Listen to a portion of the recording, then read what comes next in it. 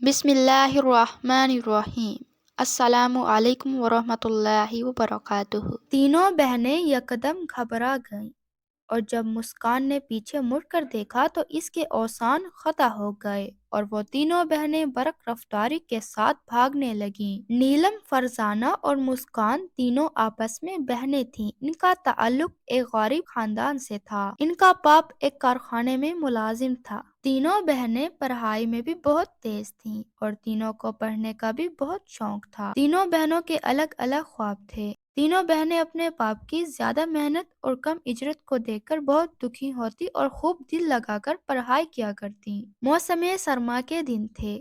School بھی ان کے گھر سے کافی دور واقع تھا، مگر تینوں بہنوں نے کبھی ہمت نہیں ہاری اور باقاعدگی سے اپنے سکول جاتی۔ ان کے اساتذہ بھی ان کی قابلیت کی خوب تعریف کیا کرتی۔ الغرض آج موسم بہت سرد تھا اور ساتھ ہی ساتھ ہر طرف دھند چھائی ہوئی تھی۔ خراب موسم دیکھ کر ان کی امی نے انہیں آج کے دن چھٹی کرنے کو کہا، لیکن تینوں بہنوں نے چھٹی کرنے سے انکار کر دیا، کیوں نہ کہ ان کے ماہانہ ٹیسٹ ہو رہے تھے اور اساتذہ کی سختی میں بھی اضافہ ہو رہا تھا۔ تینوں بہنیں جلدی سے سکول جانے کے لیے تیار ہوئیں۔ امی، آج ہمیں ابو چھوڑ کر آئے، ہم اس دھند میں اکیلے نہیں جا سکتے۔ نہ جانے کیوں آج مسکان کا دل سکول جانے سے گھبرا رہا تھا۔ آج تمہارے ابو کی طبیعت کچھ ٹھیک نہیں ہے، دوائی کھا کر آرام کر رہے ہیں، انہیں جگانا ٹھیک نہیں ہے۔ ویسے بھی تم تینوں بہت ہی بہادر ہو، خود سے چلی جاتی ہو۔ باقی بہنوں نے بھی امی کی ہاں میں ہاں ملائی اور سکول جانے کے لیے گھر سے نکل پڑیں۔ باتیں کرتے اور سرد موسم کا لطف اٹھاتے ہوئے وہ تینوں ہنستی مسکراتی ہوئی جا رہی تھیں۔ باجی، مجھے گلیوں میں بہت ڈر لگتا ہے، پتہ نہیں کیوں مجھے ایسے لگتا ہے کہ گلیوں میں ہمارا کوئی پیچھا کر رہا ہے۔ مسکان کی اس بات پر نیلم نے مسکراتے ہوئے کہا، ایسی کوئی بات نہیں مسکان، یہ ضرور تمہارا وہم ہے۔ اسی دوران باتیں کرتے ہوئے تاریک و سنسان گلی آ گئی، جس میں صرف سرد خاموشی اور سکوت کا عالم تھا۔ تینوں بہنوں نے دیکھا کہ ایک گھر کے گیٹ پر کوئی شخص ایک بڑی سی چادر اپنے جسم پر لپیٹے کھڑا تھا اور اس کے چہرے پر خباثت صاف عیاں تھی۔ گلی میں موجود سب گھروں میں کچھ گھر ہی آباد تھے، باقی سب گھر خالی اور ویران پڑے تھے۔ سب لوگ خون کو منجمد کر دینے والی ٹھنڈ سے بچنے کے لیے اپنے اپنے گھروں میں دبکے بیٹھے تھے۔ اس آدمی کو دیکھ کر تینوں بہنیں یکلخت گھبرا گئیں اور تیز رفتاری سے چلنے لگیں۔ باجی جلدی چلیے، سکول کی بیل بج چکی ہوگی، مسکان نے ڈرے ڈرے انداز میں اپنی بڑی بہن فرزانہ سے کہا۔ اچانک چلتے ہوئے نیلم اور فرزانہ اس سے کچھ دور ہو گئیں۔ مسکان بھی تیز تیز قدم اٹھاتی ہوئی اپنی بہنوں کے ساتھ پہنچنے کی کوشش کرنے لگی۔ اچانک مسکان کو پیچھے سے اپنی گردن پر سخت دباؤ محسوس ہوا اور اسے اندازہ ہو گیا کہ وہ آدمی ابلیس ہے۔ مسکان نے چیخ کر اپنی دونوں بہنوں کو متوجہ کیا اور زور سے آیت کریمہ پڑھتے ہوئے اس نے اپنے چھوٹے چھوٹے ہاتھوں سے اس ابلیس شخص کو دھکا دے دیا۔ اللہ کی طرف سے معجزہ ہوا اور وہ شیطان لڑکھڑا کر ایک طرف گر پڑا۔ غالباً اس آدمی نے نشہ کیا ہوا۔ تینوں بہنیں ایک دوسرے کو پکڑتی اور برق رفتاری سے بھاگنے لگیں۔